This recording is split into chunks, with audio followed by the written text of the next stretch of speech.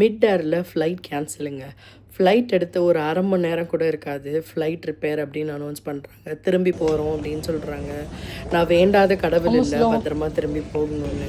So டெக்ஸஸ்லேருந்து இந்தியானாக்கு நானும் தம்பியும் மட்டும் தனியாக ட்ராவல் பண்ணோம். அவங்க அப்பா தனியாக ட்ராவல் பண்ணாங்க. நாங்கள் ரொம்ப எக்ஸைட்டடாக தான் கிளம்புனோம், நானும் தம்பியும். உங்களுக்கு பார்த்தாலே தெரியும் அவன் எவ்வளோ எக்ஸைட்டடாக ஒவ்வொன்றையும் பார்த்துட்டு இருந்தான் ஏரோப்ளேனில் அப்படின்னு சொல்லிட்டு. திருப்பி போனதுக்கப்புறம் எங்களை எல்லாத்தையும் இன்னொரு ஃப்ளைட்டில் மாற்றுறதுக்காக அரேஞ்ச் பண்ணிகிட்டு இருந்தாங்க. அது வந்து ஒரு வெயிட் லிஸ்ட் இது. அதுக்குள்ளே தம்பி பண்ண அலப்பறை என்னால் அங்கே வந்து மேனேஜே பண்ண முடியலங்க.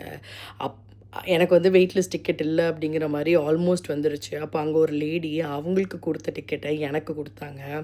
அந்த நிமிஷத்தில் எனக்கு அவங்க தெய்வமாக தான் தெரிஞ்சாங்க. இந்த மாதிரி உங்களுக்கும் யாராவது அன்எக்ஸ்பெக்டடாக எப்போயாவது ஹெல்ப் பண்ணியிருந்தா மறக்காமல் கமெண்ட் பாக்ஸில் சொல்லிவிட்டு திவ்யா டைரிஸ்க்கு சப்ஸ்கிரைப் பண்ணுங்கள்.